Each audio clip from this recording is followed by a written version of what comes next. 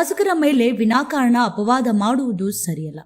ಮತಕ್ಷೇತ್ರದಲ್ಲಿ ನಮ್ಮ ಸಮುದಾಯಕ್ಕೆ ಅನೇಕ ಕೊಡುಗೆಗಳನ್ನು ನೀಡಿದ್ದಾರೆ, ಅನೇಕ ರಾಜಕೀಯ ಭವಿಷ್ಯವನ್ನ ಕಲ್ಪಿಸಿದ್ದಾರೆ. ಜಿತೇಂದ್ರ ಕಾಂಬ್ಳೆ ಬಾಯಿಗೆ ಬಂದಂತೆ ಮಾತನಾಡಿದ್ದಾರೆ. ಅನೇಕ ಆರೋಪಗಳನ್ನು ಮಾಡಿದ್ದು, ಆ ಆರೋಪಗಳು ಸತ್ಯಕ್ಕೆ ದೂರವಾದದ್ದು ಎಂದು ಛಲವಾದಿ ಸಮುದಾಯದ ಅನೇಕ ಮುಖಂಡರು ಸೇರಿ ಜಿತೇಂದ್ರ ಕಾಂಬ್ಳೆ ಅವರ ಆರೋಪಿಗಳಿಗೆ ತಿಲಾಂಜಲಿಯನ್ನ ಬಿಟ್ಟಿದ್ದಾರೆ.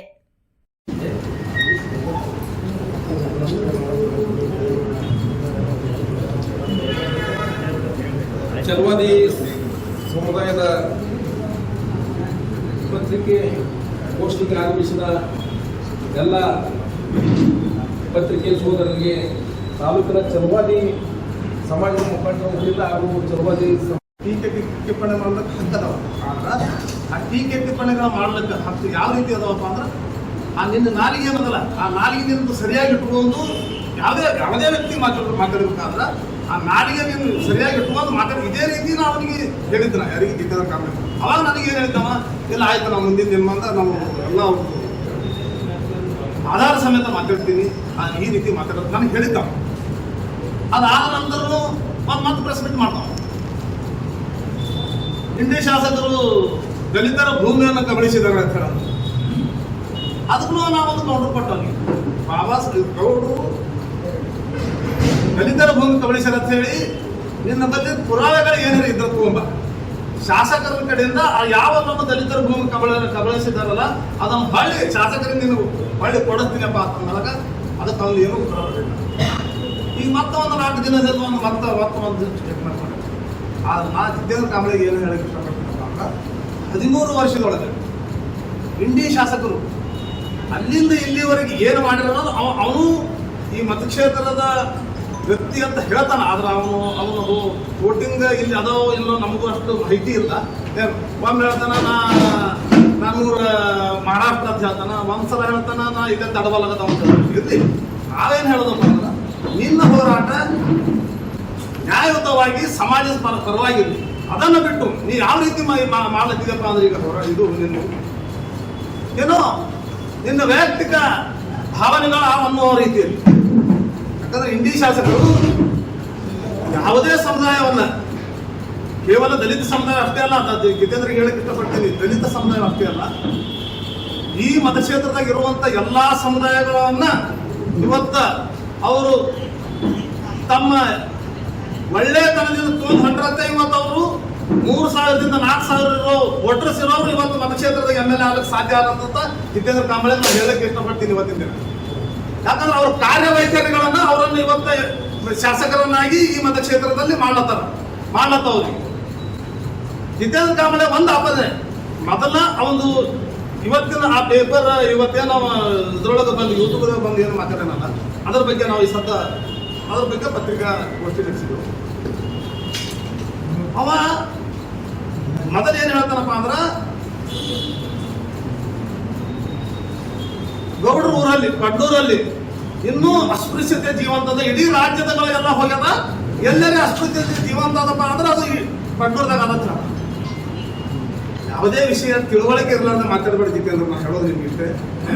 ಯಾಕಪ್ಪ ಅಂದ್ರ ಮತಕ್ಷೇತ್ರದೊಳಗ ಎಲ್ಲರೇ ಇವತ್ತು ಇಡೀ ರಾಜ್ಯದೊಳಗ ಎಲ್ಲರೇ ಅಸ್ಪೃಶ್ಯತೆ ಹೋಗಲಾಡಿಸದಪ್ಪ ಅಂದ್ರೆ ಅದು ಇಂಡಿ ಮತಕ್ಷೇತ್ರ ಅಂತ ನಾನು ಹೇಳಕ್ ಇಷ್ಟಪಡ್ತೀನಿ. ಯಾಕಪ್ಪ ಅಂದ್ರ ಶಾಸಕರು ನಮ್ಗೆ ಯಾವ ರೀತಿ ನಮ್ಗಂತ ಅಷ್ಟೇ ಅಲ್ಲ, ಇಡೀ ಮತಕ್ಷೇತ್ರದ ನಮ್ಮ ಜನರಿಗೆ ಅವ್ರು ತೋರಿಸೋ ಕಾಳಜಿ ಯಾವ ರೀತಿ ಇರ್ತದಪ್ಪ ಅಂದ್ರ, ಅವ್ರು ಯಾವುದೇ ಗುಡಿ ಒಳಗಿರ್ಲಿ, ಯಾವುದೇ ಸಾಹುಕಾರ ಮನೆಗಿರ್ಲಿ, ಯಾವುದೇ ಶ್ರೀಮಂತರ ಮನೆ ಒಳಗಿರ್ಲಿ, ನಮ್ಮ ದಲಿತ ವ್ಯಕ್ತಿ ಯಾರೇ ಸಾಮಾನ್ಯ ವ್ಯಕ್ತಿ ಹೋದ್ರು ಸಹಿತ ಅವರನ್ನ ಕರೆದು ಅವ್ರ ಮನೆಯಾಗ ಸಹಿತ ಕರೆದು ಮಾತಾಡ್ತಾರ. ಅವ್ರು ತಮ್ಮ ಮನೆಯೊಳಗೆ ಸಹಿತನು ಇವತ್ತಿನ ದಿನ ದಲಿತರಿಗೆ ತಮ್ಮ ಮನೆ ಅಡಿಗೆ ಮನೆ ತನಕ ಯಾರಿಗೆ ಜಾಗ ಸ್ಥಳ ಯಾವ್ದಾರ ಶಾಸಕರ ಮನೆಯೊಳಗೆ ಅದಪ್ಪ ಅಂದ್ರ ಅದು ಯಶವಂತರಾವ್ ಗೌಡ್ರ ಮನ್ಯಾಗ ಅದು ಇವತ್ತಿನ ದಿನ ಇಲ್ಲಿ ಏನು ಎಲ್ಲರೂ ಕೂತಿದ್ವಲ್ಲ, ನಿಮ್ಮ ಮನವರಿಕೆನು ಅದ ಏನು ಎಲ್ಲಿದ್ದು ಇದು ಸತ್ಯನ ಹೇಳೋದ್ಕೊಳ್ಳಿ. ಯಾಕಂದ್ರ ನಾವು ಲೀಡರ್ಸ್ಗಳಿಗೆ ಅಷ್ಟೇ ಅಲ್ಲ, ನಮ್ಮ ಸಾಮಾನ್ಯ ಜನ ಹೋದ್ರ ಸಹಿತ ನಮ್ಮ ದಲಿತ ವ್ಯಕ್ತಿ ಹೋದ್ರ ಆ ಗೌರವ ಇಂಡಿ ಶಾಸಕರಲ್ಲಿ ನೀ ಅದು ತೆಗೆದು ಬಿಡು. ಅಲ್ಲಿ ಅದು ಒಂದು ಇನ್ಸಿಡೆಂಟ್ ಇತ್ತು. ಈಗ ನಮ್ಮ ಇವ್ರು ಹೇಳಿದ್ರು, ಯಾರು ನಮ್ಮ ಇವರು ಮಲ್ಲು ಮಡ್ಡಿ ಮನೆಯವ್ರು ಹೇಳಿದ್ರು, ಅದು ಅದೇ ರೀತಿ ನಾನೇನಪ್ಪ ಅಂದ್ರೆ ನಾವು ಒಂದು ಹೇಳ್ಬಿಡ್ತೀನಿ. ಆ ಊರೊಳಗ ಯಶವಂತರಾವ್ ಅವ್ರ ಮನೆತನದಿಂದ ಅಲ್ಲದು, ಅಲ್ಲೇ ಇರುವಂತ ಕೆಲವೊಂದು ಜನರಿಂದ ಇರ್ತವೆ. ಅದು ನಾಶ ಮಾಡಿದವರು ಯಾರು ಆಗಿದ್ರೆ ಶಾಸಕರಾದ ಮೊದಲನೇ ಏಪ್ರಿಲ್ 14ರಂದೇ ಜಯಂತಿ ಏನು ಅವರ ನೇತೃತ್ವದಾಗೆ ಏನು ಯಾವ ಅಲ್ಲಿ ಆ ಪಡ್ನೂರದೊಳಗೆ ಎಲ್ಲಿ ಆ ಮೆರವಣಿಗೆಯನ್ನು ಏನು ನಾವು ಅಲ್ಲಿ ಈ ಬೀದಿಯಲ್ಲಿ ಹೋಗಬಾರ್ದು ಈ ಬೀದಿಯಲ್ಲಿ ಹೋಗಬಾರ್ದು ಅನ್ನೋದು ಒಂದು ಕಟ್ಟಪಡ ಇತ್ತಲ್ಲಿ ಇಲ್ಲತ್ತಲ್ಲ. ಅದನ್ನು ದೂರ ಮಾಡಿದವರು ಯಾರು ಆಗಿದ್ರೆ ಅದು ಮಾನ್ಯ ಶಾಸಕರು. ಮತ್ತೆ ಇನ್ನೊಂದು ಜಿತೇಂದ್ರ ಮಾತಾಡೋದು ಯಾವ ರೀತಿ ಮಾತಾಡೋಣಪ್ಪ, ಮೊದಲ ನಮ್ಮ ಮಗುವಿಗೆ ಅವರು ಪಾಲಕರು ಶಾಸಕರ ಹತ್ರ ಹೋಗಿ ಸಹಾಯಧನ ಕೇಳಿದ್ರು, ಅದಕ್ಕೆ ಉತ್ತರ ಸರಿಯಾಗಿ ಬರಲಿಲ್ಲ ಶಾಸಕರಿಂದ ಅಂತ ಹೇಳಿ ಆ ವಿಚಾರವಾಗಿ ಅವ ಮಾತಾಡಿದ್ರೆ ನಮ್ದು ಏನು ಇವತ್ತಿನ ಈ ಪತ್ರಿಕಾಗೋಷ್ಠಿ ನಾವು ಇದು ಇದ್ದಿಲ್ಲ. ಆದ್ರೆ ಅವ ಮಾತಾಡೋದು ಏನಪ್ಪ ಅಂದ್ರೆ ಆ ವಿಷಯನ ಮುಂದೆ ಮಾಡಿಕೊಂಡು ಅವ ಏನ್ ಹೇಳ್ತಾನಪ್ಪ ಅಂದ್ರೆ ರಾಜಕೀಯ ಪ್ರೇರಿತವಾದ ವಿಷಯಗಳನ್ನು ಮಾತಾಡ್ಬಿಟ್ಟ. ನಾವು ಈ ಮತಕ್ಷೇತ್ರದಲ್ಲಿ ಮೇಲ್ವರ್ಗದ ಜನರನ್ನ ಅವರವರಲ್ಲೇ ಜಗಳ ಹಚ್ಚಿ ರಾಜಕಾರಣ ಮಾಡತ್ತಾರ ಅಂತ ಹೇಳಿ ಈ ಹೇಳಿಕೆ ಹೇಳ್ತಾನೆ. ಕ್ಷೇತ್ರಿಗೆ ಹೇಳೋದಿಷ್ಟೇ, ನೋಡೋದಿತ್ತೆ ಅಂದ್ರ ಈ ಮತಕ್ಷೇತ್ರದ ಜನ ನಿರ್ಧಾರ ಮಾಡ್ತಾರೆ ಏನ್ ಮಾಡ್ಬೇಕು ಏನಿಲ್ಲ ನಾವು. ನೀ ಅಲ್ಲಿ ಬಿಜಾಪುರದ ಕೂತಿ ಏನು ಮಾತಾಡೋದಿದ್ದಲ್ಲ ಅದು ಇದು ಸರಿ ಅನ್ಸುದಿಲ್ಲ. ಯಾಕಂದ್ರೆ ಇದು ನನ್ನ ಒಬ್ಬನ ಖಂಡನೆ ಅಲ್ಲ ನಿನಗೆ. ಈ ಇಂಡಿ ಮತಕ್ಷೇತ್ರದ ಎಲ್ಲಾ ದಲಿತ ಸಮುದಾಯದಿಂದ ನಾನು ನಿನ್ಗೆ ಒಕ್ಕೋರಿಲಿಂದ ನಾ ಏನ್ ಹೇಳಕ್ ಇಷ್ಟಪಡ್ತೀನಪ್ಪ ಅಂದ್ರ ಮುಂದಿನ ದಿನಮಾನದೊಳಗ ಈ ರೀತಿ ನಿನ್ನಿಂದ ಪುನರಾವರ್ತನೆ ಕೊಟ್ಟಂದ್ರೆ ನಾವು ಸುಮ್ಮನೆ ಇರುವುದಿಲ್ಲ. ಯಾಕಂದ್ರ ಇದು ನಿನ್ನ ಭಾಷೆ, ನಿನ್ನ ಏನು ನಾಲಿಗೆ ಅದಲ್ಲ ಅದು ನೀ ಹಿಡಿತದೊಳಗೆ ಇಟ್ಕೋಬೇಕಂತ ಹೇಳಿ ನಿನ್ನಲ್ಲಿ ನಿನಗೆ ನಾ ಕೇಳ್ಕೊತೀನಿ. ಮತ್ತೆ ನಂದು ಇನ್ನೊಂದು ಈ ಪತ್ರಿಕಾ ಗೋಷ್ಠಿ ಮುಖಾಂತರನೇ ಜಿಲ್ಲೆಯ ನಮ್ಮ ಏನು ದಲಿತ ನಾಯಕರದಲ್ಲ ಅವರಾದ್ರೂ ಅವನಿಗೆ ಒಂದು ಕಿವಿ ಮಾತು ಹೇಳಬೇಕಾಗ್ಯದ. ಯಾಕಂದ್ರ ಇವತ್ತ ಕೇವಲ ಯಶವಂತರಾವ್ ಗೌಡ್ರಿಗೆ ಅಷ್ಟೇ ಅಲ್ಲ, ಯಾವುದೇ ವ್ಯಕ್ತಿಗೆ ನಾವು ಈ ರೀತಿ ಮಾತಾಡೋದು ನಮ್ದು ಇದು ಅಲ್ಲಿದು ಪದ್ಧತಿ ಅಲ್ಲಿದು. ಯಾಕಂದ್ರ ಇವತ್ತಿನ ದಿನ ನಮ್ಮನ್ನ ಯಾವ ರೀತಿ ಗೌರವದಿಂದ ಎಲ್ಲಾ ಜನರು ನೋಡ್ಲತ್ತಾರ ಅನ್ನೋದು ಏನು ನೀ ಹಳ್ಳಿಗಳದಾಗ ಹೋದಾಗ ಗೊತ್ತಾಗ್ತದೆ. ಈ ಬಿಜಾಪುರದಾಗ ಕೂತು ಯಾರ್ದೋ ಒಬ್ಬರ ಮಾತು ಕೇಳಿ ಅದು ಮಾತಾಡೋದ್ರಾಗ ಸರಿ ಇಲ್ಲ. ಮತ್ತೆ ಇನ್ನೊಂದು ನಾನು ನಿಮ್ಗ ಪತ್ರಿಕೆದವ್ರಿಗೆ ಒಂದು ವಿಷಯ ಮನವರಿಕೆ ಮಾಡ್ಲಿಕ್ಕೆ ಇಷ್ಟಪಡ್ತೀನಿ. ಅದ್ರ ಜೊತೆಗೆ ಜಿತೇಂದ್ರ ಕಾಂಬಳೆ ಹೇಳಕ್ ಇಷ್ಟಪಡ್ತೀನಿ. ಶಾಸಕರು ಮೊದಲನೇ ಸಲ 2018ರಲ್ಲಿ 13ರಲ್ಲಿ ಏನು ಶಾಸಕರಾದ ನಂತರ ಅವರೊಂದಿಟ್ಟು ಗ್ರಾಮ ಪಂಚಾಯತಿಗಳನ್ನು ಹೊಡೆದ್ರು. ಆ ಗ್ರಾಮ ಪಂಚಾಯತಿ ಹೊಡೆದ ತಕ್ಷಣ ಅವಾಗ ಆ ಗ್ರಾಮ ಪಂಚಾಯತ್ ಹೊಸದಾಗಿ ಗ್ರಾಮ ಪಂಚಾಯತಿಗಳನ್ನ ಅವು ಮೀಸಲಾತಿ ಇದ್ರೊಳಗ ಮೊದಲು SC ಆಗ್ಬೇಕಂತೆಲ್ಲ ಅನ್ನೋದು ಒಂದು ಇದು SC ಅದು. ಆ ಸಮಯದೊಳಗ ಅತಿ ಹೆಚ್ಚಿನ ಸಂಖ್ಯೆಯಲ್ಲಿ ಅದು ಈ ಛಲವಾದಿ ಸಮುದಾಯದವರಿಗೆ ಗ್ರಾಮ ಪಂಚಾಯತಿ ಅಧ್ಯಕ್ಷರು ಮಾಡ್ಯಾರ ಅನ್ನೋದು ಜಿತೇಂದ್ರ ಕಾಂಬಳೆ ಇಲ್ಲಿ ಮನವರಿಕೆ ಮಾಡಿಕೊಡ್ತೀನಿ. ಪತ್ರಿಕಾ ಕೊಡ್ತೀನಿ. ಅವರು ದಲಿತವರ ಮೇಲೆ ದಲಿತರ ಬಗ್ಗೆ ಕೀಳಾಗಿ ನೋಡ್ತಾರ ಏನು ಜಿತೇಂದ್ರ ಕಾಂಬಳೆ ಹೇಳ್ತಾರಲ್ಲ ಅದು ಎಲ್ಲ ಸುಳ್ಳು. ಏನು ಯಾಕಂದ್ರ ಇದೇ ರೀತಿಯಾಗಿ 2013ರಿಂದ ಇವತ್ತು 2026ರವರೆಗೆ ಇವತ್ತು 13 ವರ್ಷಗಳ ಕಾಲ ಆಯ್ತು.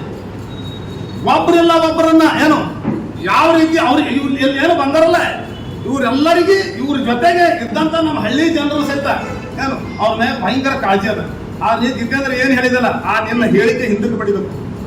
ನಿನ್ನ ಅವಾಚ್ಯ ಶಬ್ದಗಳಿಂದ ನೀ ಏನು ಮಾತಾಡಿದಲ್ಲ ಆ ನಿನ್ನ ಹೇಳಿಕೆಗಳನ್ನ ಹಿಂದಕ್ಕೆ ಪಡೆದು ಏನು. ಯಾಕಂದ್ರ ನಮ್ಮ ಜೊತೆ ಇಡೀ ಈ ಮತಕ್ಷೇತ್ರದೊಳಗ ಎಲ್ಲಾ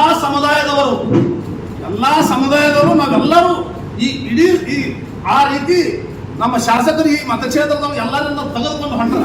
ನಿನ್ನ ಬಾಯಿಂದ ಇಂಥ ಅವಾಚ್ಯ ಶಬ್ದಗಳೇ ನಿನ್ನ ಮುಂದೆ ಬಂದು ಅಂದ್ರ ಎಲ್ಲರೂ ವತಿಯಿಂದ ನಾನು ನಿನಗೆ ಏನು ಹೇಳಕ್ ಇಷ್ಟಪಡ್ತೀನಿ ಅಂದ್ರೆ ಮುಂದಿನ ಕ್ರಮ ನಾವೆಲ್ಲರೂ ಕೂಡ ಏನ್ ನಿರ್ಧಾರ ಮಾಡ್ತೇವೆ ಅದು ನಾನು ನಿನಗೆ ಇದ್ರ ಮುಖಾಂತರ ಹೇಳೋದಿಲ್ಲ, ಅದು ನಾವು ಮಾಡ್ತೇವೆ ಅಂತ ಹೇಳಿದ್ರೆ ನಾ ಹೇಳಿ ನಾನು ಪತ್ರಿಕಾಗೋಷ್ಠಿಯನ್ನು ಪ್ರತಿಯೊಬ್ಬ ಪೋಷಕರ ಕನಸು ತಮ್ಮ ಮಕ್ಕಳು ಉತ್ತಮ ಶಿಕ್ಷಣ ಪಡೆದು ಉತ್ತಮ ಭವಿಷ್ಯ ನಿರ್ಮಿಸಿಕೊಳ್ಳಬೇಕು ಅನ್ನೋದು. ಆ ಕನಸಿಗೆ ಈಗ ಸಿಕ್ಕಿದೆ ಸೂಕ್ತ ವೇದಿಕೆ. ವಿಜಯಪುರದ ಪ್ರತಿಷ್ಠಿತ ಶಿಕ್ಷಣ ಸಂಸ್ಥೆ SK ಪ್ರೀ ಪ್ರೈಮರಿ ಹಾಗೂ ಪ್ರೈಮರಿ ಪಬ್ಲಿಕ್ ಶಾಲೆಯಲ್ಲಿ 2026-27ನೇ ಸಾಲಿನ ಹೊಸ ಶೈಕ್ಷಣಿಕ ಪ್ರವೇಶಗಳು ಇದೀಗ ಪ್ರಾರಂಭವಾಗಿವೆ. ನರ್ಸರಿ, LKG ಹಾಗೂ 1ರಿಂದ 8ನೇ ತರಗತಿಯವರೆಗೆ ಸ್ಟೇಟ್ ಮತ್ತು NCERT ಸಿಲೆಬಸ್ ಆಧಾರಿತ ಗುಣಮಟ್ಟದ ಶಿಕ್ಷಣ ನೀಡಲಾಗುತ್ತದೆ. ಅನುಭವಿ ಶಿಕ್ಷಕರ ಬಳಗ, ಸುಸಜ್ಜಿತ ತರಗತಿ ಕೊಠಡಿಗಳು, ಸ್ಮಾರ್ಟ್ ಕ್ಲಾಸ್ ಹಾಗೂ ಕಂಪ್ಯೂಟರ್ ಶಿಕ್ಷಣ, ಸಾಂಸ್ಕೃತಿಕ ಮತ್ತು ಕ್ರೀಡಾ ಚಟುವಟಿಕೆಗಳು, ಮಕ್ಕಳ ಸರ್ವಾಂಗೀಣ ಬೆಳವಣಿಗೆಗೆ ವಿಶೇಷ ಆದ್ಯತೆಯನ್ನ ನೀಡಲಾಗಿದೆ. ಇದೇ ಈ ಶಾಲೆಯ ವಿಶೇಷತೆಯಾಗಿದೆ. ಮಾತ್ರವಲ್ಲದೆ 6, 7 ಮತ್ತು 8ನೇ ತರಗತಿಯ ವಿದ್ಯಾರ್ಥಿಗಳಿಗೆ ಐಐಟಿ, ಜೆಡಬ್ಲ್ಇ ಹಾಗೂ ನೀಟ್ ಫೌಂಡೇಶನ್ ಕ್ಲಾಸ್ಗಳ ವ್ಯವಸ್ಥೆಯೂ ಕೂಡ ಇದೆ. ಸ್ಪರ್ಧಾತ್ಮಕ ಪರೀಕ್ಷೆಗಳತ್ತ ಮಕ್ಕಳನ್ನ ಬಾಲ್ಯದಲ್ಲಿಯೇ ತಯಾರಿಸುವ ವಿಶೇಷ ತರಬೇತಿ ಈ ಶಾಲೆಯಲ್ಲಿ ಲಭ್ಯವಿದೆ. ಕನ್ನಡ ಮತ್ತು ಇಂಗ್ಲಿಷ್ ಮಾಧ್ಯಮದಲ್ಲಿ ಶಿಕ್ಷಣ ಲಭ್ಯ. ಶಿಸ್ತು, ಸಂಸ್ಕಾರ ಮತ್ತು ಗುಣಮಟ್ಟದ ಶಿಕ್ಷಣಕ್ಕೆ ಆದ್ಯತೆ. ಮಕ್ಕಳ ಪ್ರತಿಭೆ ಅನಾವರಣಗೊಳಿಸುವ ಅನೇಕ ಕಾರ್ಯಕ್ರಮಗಳು. ನಿಮ್ಮ ಮಗುವಿನ ಉಜ್ವಲ ಭವಿಷ್ಯಕ್ಕಾಗಿ ಇಂದೇ ಪ್ರವೇಶ ಪಡೆಯಿರಿ. ವಿಳಾಸ ಎಸ್ಕೆ ಪ್ರೀ ಪ್ರೈಮರಿ ಹಾಗೂ ಪ್ರೈಮರಿ ಪಬ್ಲಿಕ್ ಶಾಲೆ, ಪ್ಲಾಟ್ ನಂಬರ್ 14, ತ್ರಿಮೂರ್ತಿ ನಗರ, ಭಾಗ್ಯವಂತಿ ಹಾಸ್ಪಿಟಲ್ ಹತ್ತಿರ, ಗೋಧೂಳಿ ನಗರ, ವಿಜಯಪುರ. ಹೆಚ್ಚಿನ ಮಾಹಿತಿಗಾಗಿ ಸಂಪರ್ಕಿಸಿ. ಮೊಬೈಲ್ ನಂಬರ್ 08352319653 ಹಾಗೂ ಮೊಬೈಲ್ ನಂಬರ್ 8971958205 ಹಾಗೂ 9611255191 ಮತ್ತು 8277437885.